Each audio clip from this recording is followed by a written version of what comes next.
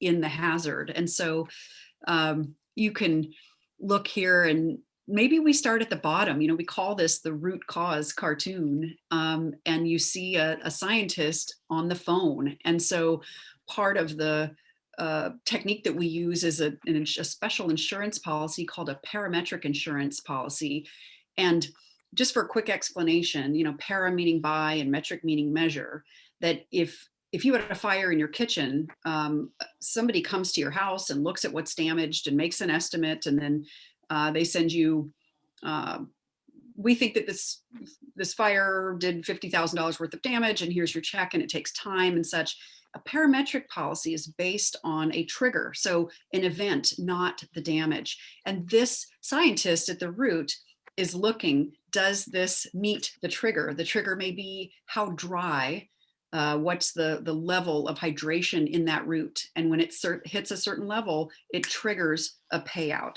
You can set it on wind speed. You can set it on parts per million of pollution. You can set it on the barometric pressure. So all sorts of ways to set it. And we look at those types of policies to try to bring financing money into systems to get in front of specifically heat waves is one of our focuses right now.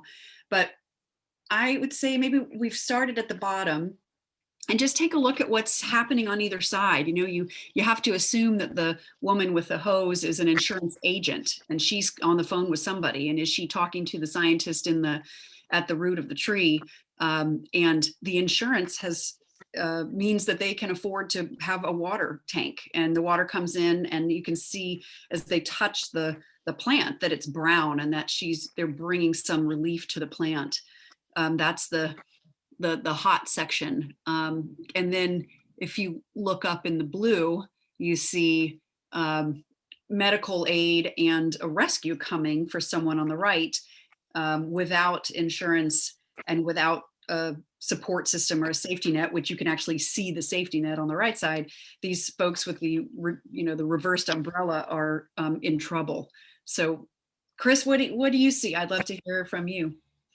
Well, as a Miamian, I'm looking at the root system there, and I'm wondering where the water table is. As you know, we have a little saltwater intrusion, and we have a lot of people moving to Miami as a result of internal migration coming from the pandemic. Yep. I think the cartoonist needs to add a water table next time, if you don't mind.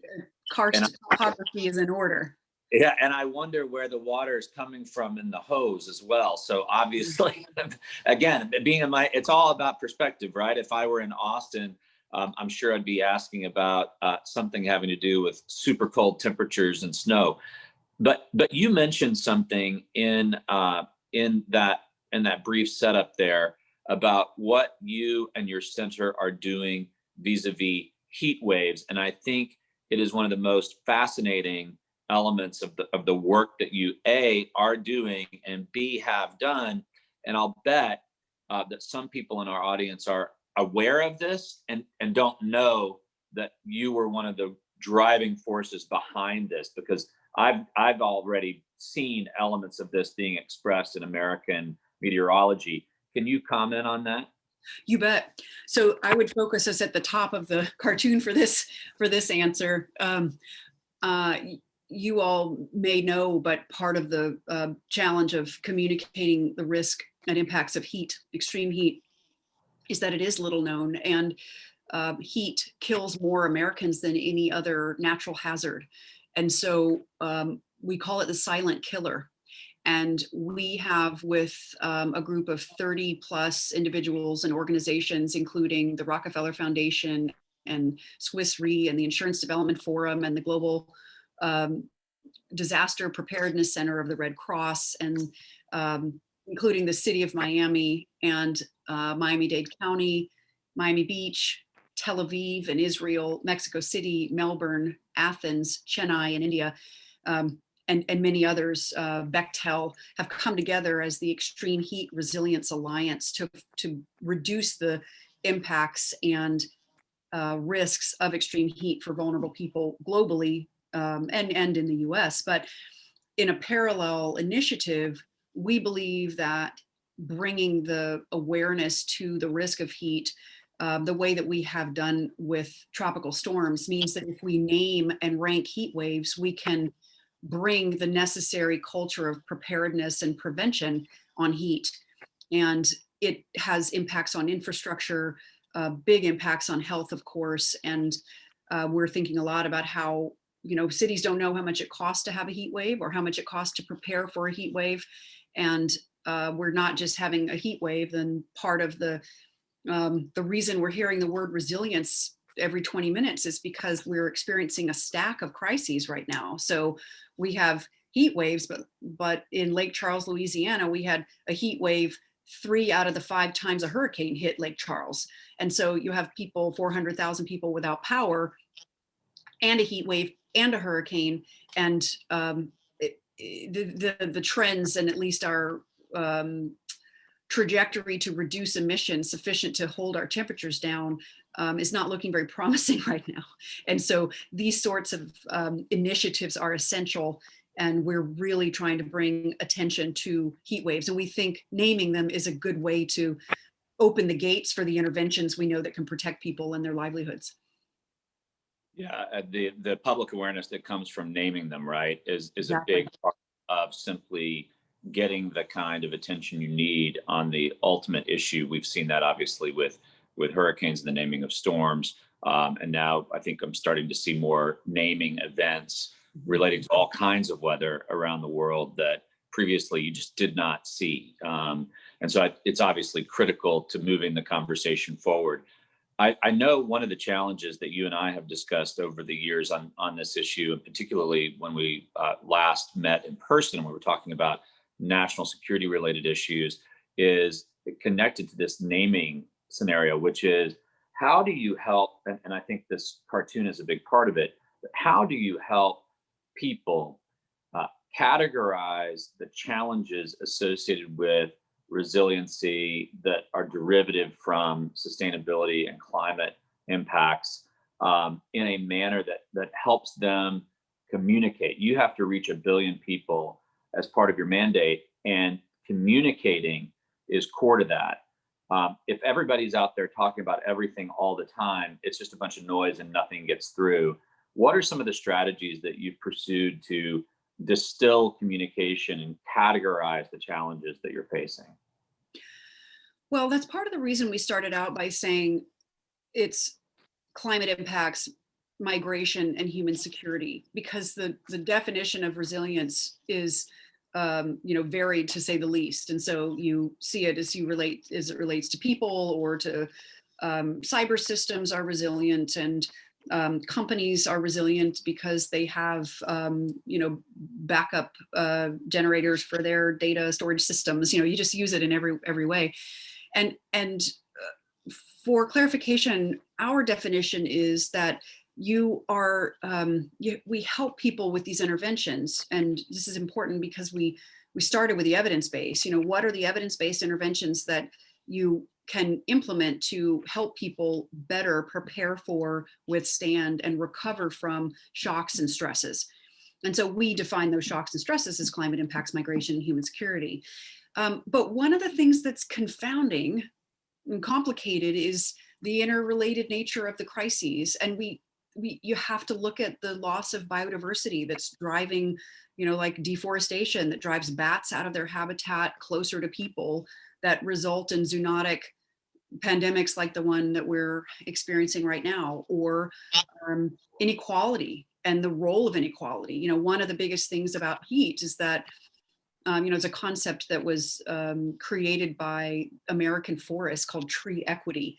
And the neighborhoods that have the least, that have suffered the most and been victims of historic racism and housing practices and bias, have the least tree cover, and they are the hottest. And the trees absorb pollution, so they have the highest levels of asthma and other health issues. And so while we do define what we're doing, we're also realizing that we have to try to solve multiple problems at one time. And at the same time, still, keep shouting from the rooftops, we've got to reduce emissions to zero. I mean, we just have to do that. And so that's not it's an answer, it's not the answer, but the key thing is to start with the evidence base and then know what you can measure. And can you measure, and how we measure is toward our billion person goal. Are you, do you have new knowledge that we can show, or new skills, or a layer of protection over you, which could be a parametric insurance policy that helps you better prepare for, withstand, and recover from shocks and stresses. And so we've tried to narrow our definition to be, to have impact. And it's messy. It's very messy. Yeah. Yeah, I think Alex has a deck that you shared that we may want to pop up, because there are some items that we can hit in relation to what you were just speaking of. I mean, you're talking about tree equity, and I know one of the things that you've done even during this pandemic is distribute, thousands of trees to individuals that serve not only to produce tree equity, but there's a food security element of that too. There is. I love this example. Maybe you can share what you did in Miami with this, and perhaps you've done it in other places with the trees. But the reason why I love it is because it's something every single one of us can do. Yeah. Yeah. Yeah. And trees, you've heard of the Trillion Tree Initiative and all sorts of tree planting initiatives. And it is a, let me find the right word. It's a simple solution, or a straightforward solution, but not simple, because which tree where and how long, how do you take care of it? And one of the things we're learning from our risk and finance work is that when you build public finance mechanisms, or even private finance mechanisms, you've got to remember to put the O&M into your plan. Trees need management, measuring, thinning, all the sorts of things that other bodies of infrastructure need in terms of O&M, and that's been really important. But I don't want to get into the weeds, pardon the pun. We'll get into the deck a little bit. Alex, Yeah. if you want to go to the next slide. Yeah, go ahead. Take us through a bit of the deck here. We've got about 10 minutes left. And Okay. before we do the I'll do questions. this quickly. I won't read this to you. I just want to share with the group that we're where we come from. We're in our second year of operating as the Adrienne Arsht Rockefeller Foundation Resilience Center. And so you see by our name, we are an amalgamation, and we sit at the Atlantic Council, which is a place where we're thrilled that Chris sits on the board there. And it is an almost 60-year-old, this is our anniversary this year, foreign policy organization, but it's more active than, it's less of a think tank and more of a do tank. And our mission is to shape the global future, but it has been an immense opportunity for a center like ours that's doing work on the ground in places around the world to use the platform that reaches heads of state around the world, so we can have a conversation with the Prime Minister of Greece about climate-driven migration, and at the same time be working in Athens on specific projects. And that's been a real joy. But let's go to the next slide just so we can have lots of time for conversation. These are some of the stats that drive some of this. And this is meant to be hopeful, realistic, but hopeful. So if we bring you down a little bit with these stats, we'll bring you back up at the end. But these are real, and these are the things that we work to change, but also see as a reality. And the idea that fewer than 4% of cities in the developing economies are creditworthy is stunning in terms of the need for investment in those cities. And climate-driven migrants are driven into cities looking for work, and where they're hot and crowded, and you've got a whole stack of issues that, and oftentimes the nature-based solutions are the best. So we'll go to the next slide, but I wanted to frame it a bit. And so more stats, just to give it more flavor, and the nature of what I referenced a minute ago is these intersecting, interrelated challenges. And next slide. And we at the center, just to give you a flavor, and I will talk about the Miami project because here's a great photo of it. We work in 3 ways to reach 1 billion people: large scale action, naming heat waves around the world, and other examples on the ground interventions. This is the Miami Resilience Pod.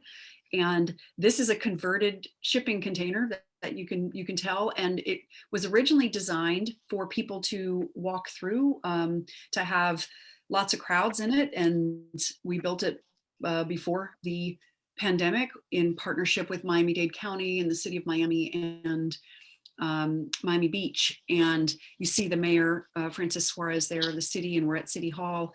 And the current mayor in the red is Miami-Dade County Mayor Daniela Levine Cava. And the point is, this pod has been repurposed to support food drives. And so we partnered with the Adopt a Tree organization, and we gave out mango trees. And so we also, with the food relief organization, put food in the trunks of people's cars, but also give trees. And so you get the short term and the long term, and hurricane preparedness kits. And so the whole idea is pivot. And we did the same thing in Chennai with our kitchen garden kits. And this idea is that it's hot and families don't have access to fresh fruits and vegetables. And so we were doing rooftop gardens that cool and provide food. And we had to do a quick pivot to food relief for COVID because kids were missing their midday meal. And then now with kitchen garden kits that people can use anywhere, take with them, and they produce food in 3 weeks or less. And so just to give you a sense of the range of our activities to reach our billion goal. Next slide, please. These are our partners. We don't need to spend too much time on this, but just give you a flavor. I'll note Full Sail University also in Orlando on our gaming initiative, which I haven't mentioned yet, which is kind of fun. Maybe we'll get to that. Next slide. So I think this one's important because, just the title of this talk and the idea of climate risk and the more and more sophisticated understanding of what climate risk is and what it means, and the idea that we're going to need to measure it, and we're going to have to do that as a matter of daily course, and that's not where we are right now. But I use these examples to show how close to mainstream and how close to regulation we are on mandatory climate risk disclosure. And as you see Janet Yellen talking about climate as a part of her role as the Treasury Secretary, Moody's bought a majority stake in a climate risk analytics company. I mean, if there's not a stronger message that says we're going to be assessing your credit worthiness around your exposure to climate, I don't know what is. And then thinking about a green recovery focused on the economic impacts and going forward from COVID. And they absolutely go together. And you're hearing it from Christine Lagarde at the ECB, at the European Central Bank. So just want to make that sort of ham-fisted point. It's coming, it's here, and it's coming. And there's regulation in California, in France, for asset managers, for publicly traded companies in the UK.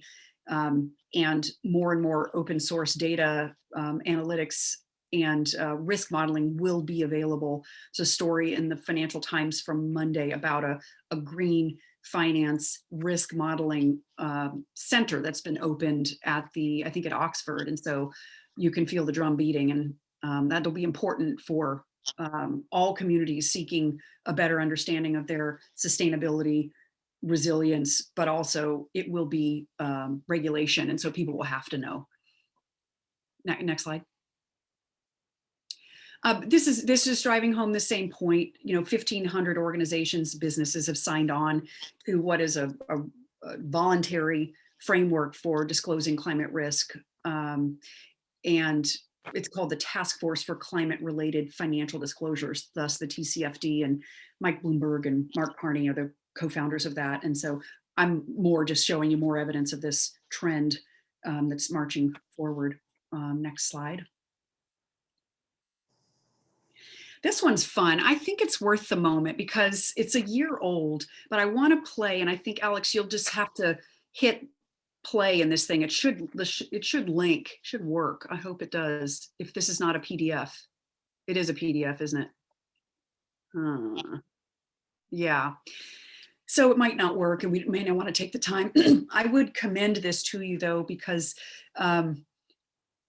Jim Cramer is just talking about stocks, and oil and gas stocks come up, and he basically says, I'm done with fossil fuels. and breaks down that it's not about the performance of the stock. It's about the social license to operate, the young investor who doesn't want this kind of risk in their portfolio for social reasons, but also for risk and financial reasons. And it's worth a look because it's pretty mainstream and quite dramatic as he is. So I'll recommend it to you. And then just flag divestment, that Rockefeller Foundation says we're going to divest from fossil fuels in our endowment. And lots of folks have done the same thing, and you'll see pension funds and others doing the same thing. So, and next slide. So I don't know if we can cover all of these, but I think it's some points that we may want to touch on in the conversation, Chris. Just where are things? You know, I think understanding the difference between mitigation and adaptation is really important for any practitioner at any company or in any organization. And some of there's the public dialogue around them, but from my perspective, and given all that we're seeing in terms of the physical risk we're facing, we have to do both at the same time, and we have to deeply invest in adaptation. And you see it happening all over, and increasingly in Florida. It's great. The state of Florida Department of Economic Opportunity just awarded us a 1.1 million grant for those resilient pods and scaling them. And so it's great to see that investment. So maybe I'll go to the next slide, and Chris, we can talk a little bit about, I want to give maybe we can stop on the next slide. Let's pull up the next slide. Maybe we can stop there, and that can be our talking stuff, but go ahead. Okay, and maybe one more. I wanted to get to the nature-based pieces, if we could. Yeah. Alex, if you don't mind going one more.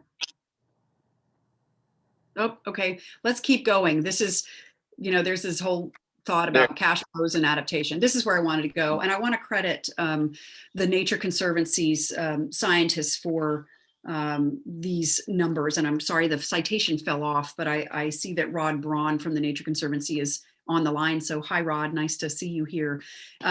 Some of the best solutions are nature-based for for solving heat, for solving pollution, for solving carbon storage.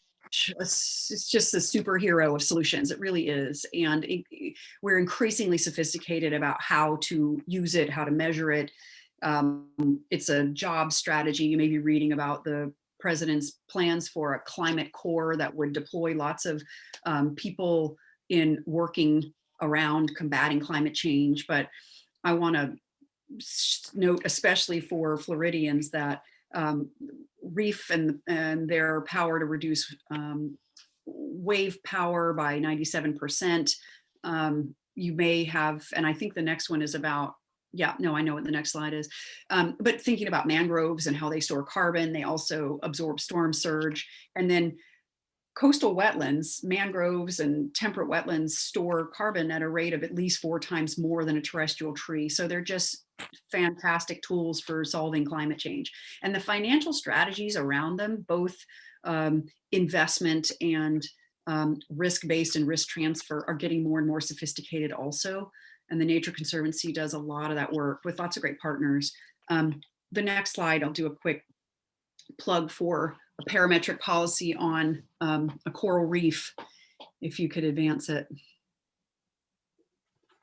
Let's make this the last slide, because we have questions waiting where I think you can elaborate on all these issues. You bet. Sure. These are this is a great example, and it can be found easily, about putting an insurance policy on a coral reef. And I cite it for a bunch of reasons, but one is just to get us thinking about innovating about not just nature, how do we put things together in the face of all these crises? And this is one of the ways that has multiple benefits. So let me turn it back over to you, Chris. And sure. Thank you so much.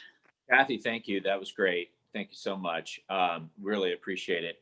I think Alex has given us direction that if anybody has any questions for Kathy, please use the raise your hand function.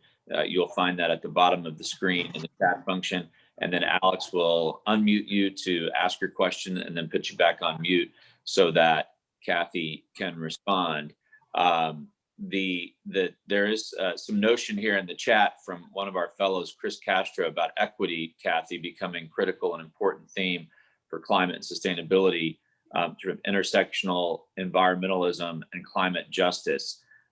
What are some of the new trends that you're seeing in that area of resiliency, sustainability, climate justice? I would say that organizations are leading with equity, us included, in looking at how an intervention, first understand the historical experience of that particular community and look through a different lens. We're all looking through a different lens. That's one. And two, create tools that help correct where the inequity and bias falls. And it's everywhere. It's everywhere. But one of the ways is we're creating a cost benefit analysis tool that uses risk modeling, but for the first time ever incorporates, and in the original tool was called the Economics of Climate Adaptation. It incorporates gender, biodiversity, and social vulnerability, inequality into the economic calculation of the benefits of that climate adaptation intervention. Seawall or mangrove restoration, or what is the intervention and how do you do that? So I would say you see organizations and philanthropy leaning in to better prioritize equity in all interventions and all actions. Yeah, I think this goes to another comment that we see in the chat about the majority of the world population being sort of left behind, and integrating insurance into insurance and market instruments, policies that reduce disproportionate impact on various kinds of populations. I think you've just described one of the mechanisms by which this can be done. And I'm not seeing any hands up in the chat, so I'll ask you a question. Okay, Chris, can I just say one thing and answer that? And that is, we think about insurance as this market mechanism and purely commercial, and insurance companies, as I'm going to just be funny, but like money grubbing and not interested in protecting vulnerable people. I think of insurance and risk transfer more as an approach and not a market product in a lot of ways. Like, how can you use it? It doesn't mean that the person who is most at risk and vulnerable has to pay the premium. That's not really some of the ways that insurance is being solved is not that traditional way. I don't want to spend too much time. Are you thinking of it more as a safety net?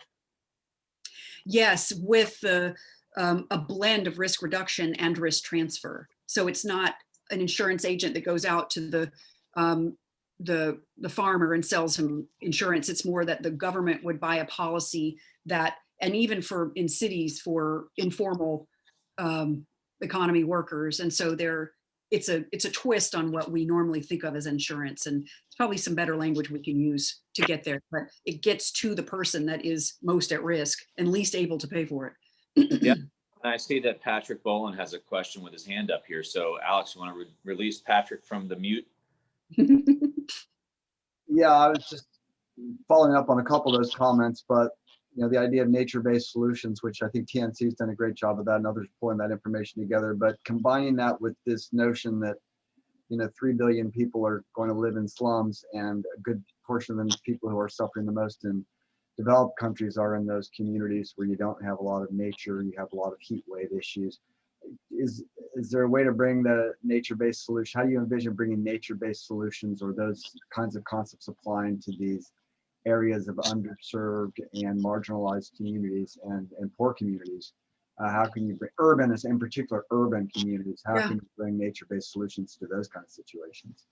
Well, with the Extreme Heat Resilience Alliance, we have a science advisory panel, and we have 4 working groups, and specifically one on implementation. And we're working with a scientist, and there are all sorts of methodologies, but the quick idea is that this scientist from University of Georgia, Brian Stone, has a quick way to capture ambient temperature in a community and then project it onto the health outcomes and prescribe trees to that community and project avoided mortality and morbidity from that forest that you plant.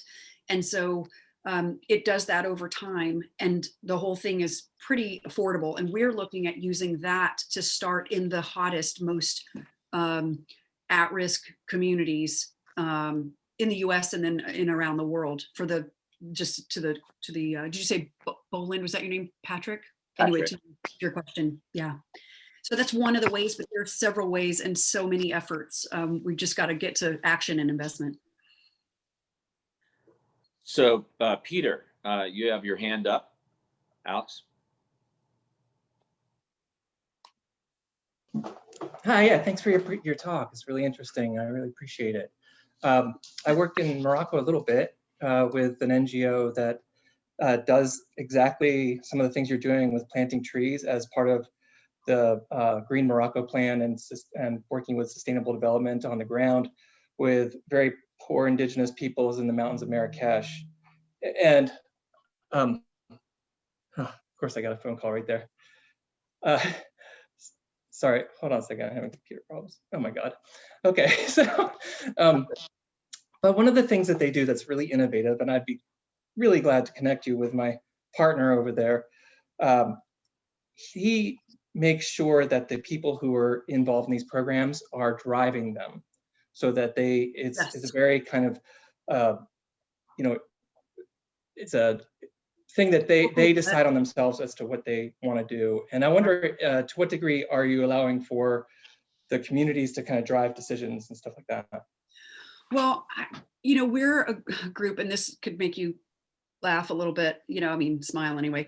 We're 14 people, we're not all American, but mostly based in the US. We have somebody in Athens and somebody in Chennai, and we've got 2 people in Miami. So we'll do this work through delivery partners. And our model is that we do that with local delivery partners. And so in Miami, I saw somebody from CLEO is on. So we work with CLEO and Catalyst and the Miami Foundation to work in the communities in Miami to reflect the content of that resilience pod is about climate champions in communities, particularly at-risk communities. And when we work in Chennai, we work with an organization called Care Earth Trust that's been there for 25 years. And so I could not agree with you more that the recipe for success is locally led, informed, and impassioned work. We see ourselves as catalysts and scalers. We want to bring as much as we can, as quickly as we can. I do want to mention the game at some point, just when I think about scale. But anyway, we'll go to the next question. Thank you, Peter. I saw a hand up briefly from someone, but maybe the hand has gone down. Why don't we go ahead and talk about game? Oh, here we go. Rod Braun. Rod? Hey, Rod. There you go. Hi, good afternoon. Hi, Kathy. Nice to meet you virtually on this webinar. And thanks for the shout out to TNC on the nature-based solutions work. Yeah. I saw in your slides, and I thought it was really interesting, you talked about sort of the impact investing and that dollars aren't necessarily the issue, but it's really this pipeline of projects. And that's something we think about at TNC quite a bit. What kind of projects do you think, are most needed in sort of that short term that you're thinking about? And is it both adaptation and mitigation? So I think it was interesting that you talked about sort of the difference between the two as well. So just I think the most straightforward thing that we could do is plant trees and expand forests and coastal wetlands and employ local people to do that, measure it. And there are cash flows associated if you can store carbon and sell credits. And so there's a cash flow, there's a jobs and economic development component. You get cooled neighborhoods, you get all of those benefits. However, it sounds so great. It's so challenging to work in an urban forest construct in terms of the management of the forest and the measurement of the forest. And even in wetlands, you have fragmented wetlands, so you may not have the swath that you need for the scale that you need for the money. So, there are a lot of the, and this is changing a little bit, but a lot of the financial institutions will say, well, when you have aggregated $500 million worth of projects, call me, Okay, well, that's hard. And when you do smallholder farmers, we're going to have to get in and grub around a little bit to we're going to have to change the way we do it and reduce some of the standards and change some of the parameters to be able to get those, last mile projects or that piece. And I think the point made by Patrick about local people, or no, I'm sorry, by Peter, is that those are the people that make those projects successful. And so you're going to go to the Philippines or you're going to go to Guyana, you have to be able to work with the local community and they have to be your partner. And that is a lot of shoe leather, a lot of work to be able to build that collaboration and buy-in. And we just can't, this is another webinar, but we need to think about what externalities need to be internalized, because the idea of a 14% return as a standard we need to say goodbye to that. We're going to be happy with 6 because we're going to have to really understand what it costs to get 14%. And we're hurting people, women, people of color, the environment when we get that sort of return. And it will show itself. And there's a link between the pipeline of projects and the rate of return in our retirement accounts. So that was a little bit of an offshoot, but it's true. No, it's very true. And just as an adjunct to that briefly, I spend a lot of time with investors from around the world. One of my jobs at Lennar is to attract foreign direct investment in the United States. And the European pension funds are all over the concept that you just articulated. I've spent a fair amount of time in the last few weeks with one of the largest retirement funds and pension funds in the Netherlands, which, as many people know, the Dutch have the most sophisticated, largest pension fund in Europe. And it's pretty clear to them, right? The biggest questions for them are twofold. One, is the rate of return excessive? And what excessive means is completely in line, Kathy, with what you just articulated. And two, if I make this investment today, will someone be able to take me out of this investment in 10 to 15 years from now? Or will they not, because of fill in the blank with the array of factors? And one of the firms uses an investment that they have on a seaside location in Osaka, Japan, as an example of something that they don't think they'll be able to sell in 15 years to another. Yeah. That's so I think that's very compelling. Chris Castro, that goes to your point in the chat. Kelsey, I think your hand is up. Alex, can you release Kelsey from mute purgatory? Hello. Hi, Kelsey. You keep mentioning the game. I just wanted to know what that was. I'm very intrigued. Okay. I'll relieve the suffering. So we have partnered with the creator of Call of Duty and the creator of Fortnite, and we are building a gaming strategy that lets us put these evidence-based interventions and these behavior changes that we want in terms of informing people about how to be more resilient. Some of that's about getting prepared financially for climate impacts, but also just physical things like a flood's coming, raise your things up off the floor, to keep them from getting wet. Mangroves are a good place. If you have to shelter, get behind them. Don't cut them down. All sorts of interventions, paint your roof white, cool, plant trees. And we believe we can reach 300 million people in the next now 9 years with gaming solutions, because 2.6 billion people are gaming every single day. And the number keeps growing because of COVID. And half of that number are women. And we've learned a lot about gaming, but we've got Grant Schonkweiler, who was co-creator of Fortnite, and Chance Glasgow. Both are grads and famous alums from Full Sail there in Orlando. And so they've connected us to their network. And so we're going to be launching some exciting things. And so that's what I wanted to share. It's a different way of thinking about things.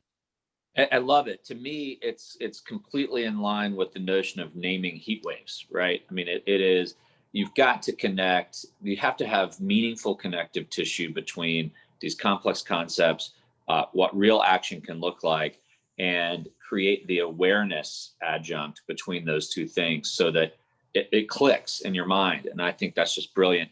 And obviously the people at Fortnite and Call of Duty know what they're doing when it comes to connection and really creating sticky experiences. So that's the perfect partnership for you. I'm scanning the horizon here for another hand up, and I'm not seeing one. Jim, did you have a question that you wanted to engage with Kathy on?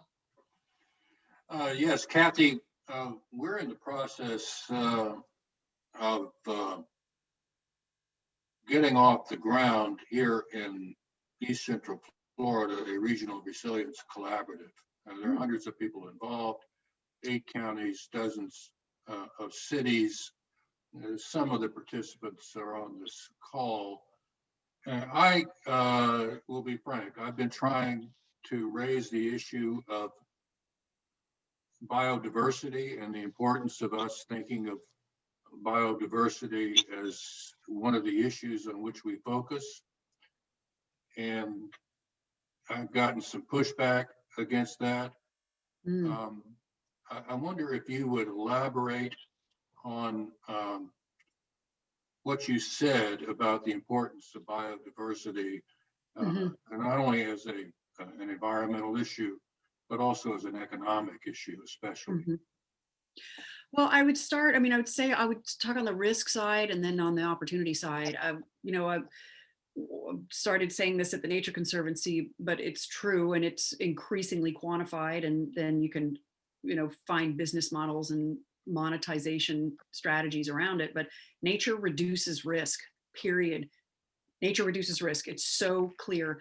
And in any project, in any community, you can monetize the savings coming from people not going to the emergency room with asthma attacks, especially kids, when you've got nature around to absorb pollution.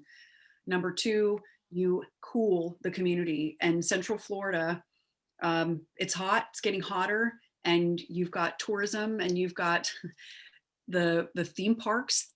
If you look at the Climate Disclosure Project, the CDP report of Disney, they specifically cite their concern about the temperature of daily, the increased number of days where the temperature is over 90 degrees, and they're decreasing business and how they will try to mitigate this risk. You can only mist so much, you can only do that so much. And they discuss in this report, how are we going to move our operations out of Central Florida? Were we going to do that? That doesn't make sense. And so it's a business risk, and it saves money, and it's also essential for our breathing and our clean water. And so the water issues alone in Central Florida, perhaps you need to just refresh everybody's notion of the economic benefits and costs of biodiversity loss for your region. That might be something you could do to leverage, but it's the World Economic Forum has endorsed it. Everybody understands now. If you look at the global risk report from the World Economic Forum, biodiversity loss is like number 7 out of 10 of CEOs around the world. The pandemic comes from deforestation. So there's just no better case than that. It's existential, but it's also clearly quantifiable. And there are some cash flows associated with it. There's some upside too. Thank you.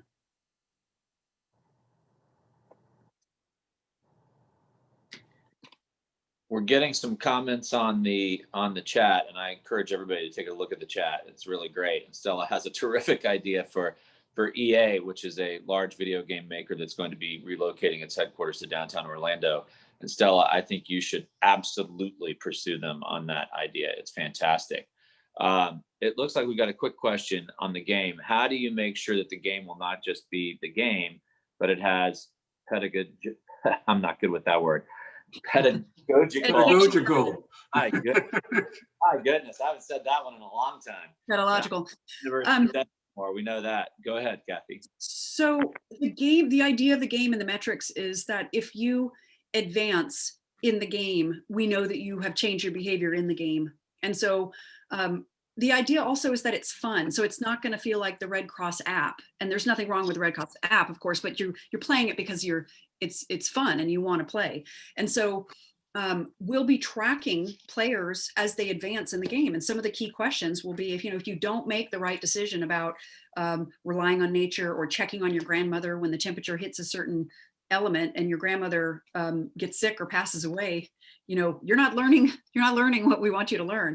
And so when you advance to the next level, we know that you have changed behavior and realize, oh, I need to check on my vulnerable family members when the temperature hits that way. So that's one example of how we're going to make sure it's not only fun, that we also get done what we want to get done. And some of these games are even being considered for public schools that there's a game called Eco, and it's a great education for kids about our ecology and about the important role of biodiversity, but it has some other elements to it. And so it will be a part of a school curriculum.